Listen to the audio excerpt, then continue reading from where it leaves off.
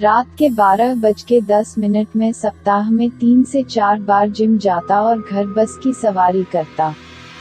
रविवार का दिन था और मेरी बस छूट गई थी, इसलिए मुझे दूसरी बस का इंतजार करना पड़ा। मैंने अपने माता पिता को फोन किया होगा, लेकिन वे शाम के लिए बाहर थे और टैक्सियों ने अधिक शुल्क लिया। इसलिए मैंने बस शेल्टर में बैठकर इंतजार करने का फैसला किया। सर्द रात थी और जमीन पर बर्फ जमने लगी थी। मेरी बस में सामान्य से अधिक समय लग रहा था, इसलिए मैंने अपना फोन निकाला और कुछ संगीत सुना। लगभग 1 घंटा बीत चुका था। ठंड थी और मैंने किसी को बिल्कुल भी नहीं देखा था। वह तब तक नहीं था जब तक मैंने अपनी आँख के कोने से कुछ नहीं देखा। यह एक खौफनाक आदमी था जो कपड़ों की मोटी परतें पहने हुए था। धीरे धीरे मेरी ओर चल रहा था।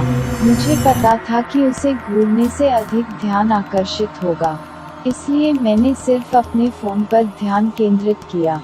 रात के 12:57 वह आश्रय के दूसरे छोर पर बैठ गया और बस मुझे देखता रहा।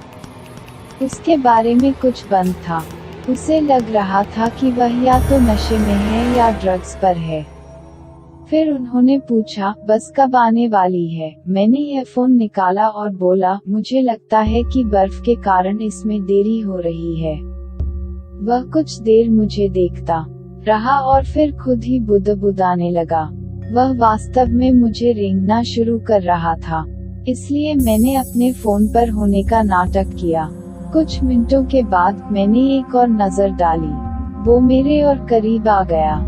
मैंने 1 सेकंड के लिए दूर देखा, फिर उसके और भी करीब खिसकने की आवाज सुनी। मैं उसकी ओर मुड़ा और बोला, तुम वहाँ ठीक हो?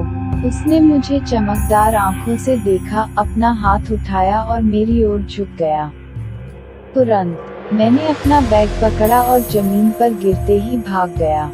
मैं पीछे मुड़कर न देखने की पूरी कोशिश कर रहा था। मैं तब तक चलता रहा जब तक मैं अगले बस स्टॉप पर नहीं पहुंच गया। मैं यह देखने के लिए मुड़ा कि क्या वह वहां था। वह चला गया था, इसलिए मैं बैठने चला गया। राहत महसूस करते हुए मैंने शीशे के पीछे अपना सिर टिका दिया और बस का इंतजार करने लगा। उसने शीशा थपथपाया। मैं चौंक गया और मुड़ा और देखा कि वही आदमी शीशे में से मुझे घूर रहा है। आखिर तुम्हारे साथ समस्या क्या है? फिर वह मेरी ओर आश्रय के चारों ओर घूमने लगा। मैं आपको चेतावनी दे रहा हूँ, रुको वापस। मैं दहशत में चिल्लाया क्योंकि मैं बैकअप ले रहा था। मैं दौड़ना चाहता था, लेकिन मैंने अपना बैग आश्रय में छोड़ दिया और उसके बिना नहीं जा सका। अचानक उस आदमी ने मुझ पर छलांग लगा दी और मैं जल्दी से दूर हट गया। वह पहले जमीन पर गिरे। मैं सपने में जम गया, फिर देखा कि उसके चेहरे से खून आ रहा है। मैंने उनसे प्रतिक्रिया लेने की कोशिश की, लेकिन कुछ भी काम नहीं आया।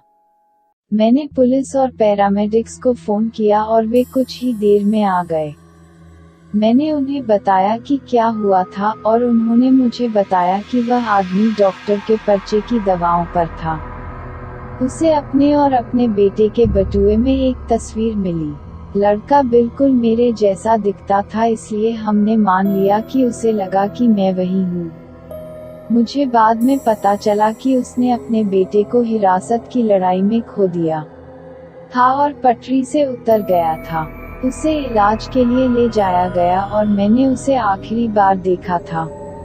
मुझे कुछ ही समय बाद मेरा ड्राइविंग लाइसेंस मिल गया और तब से कभी बस में नहीं थे।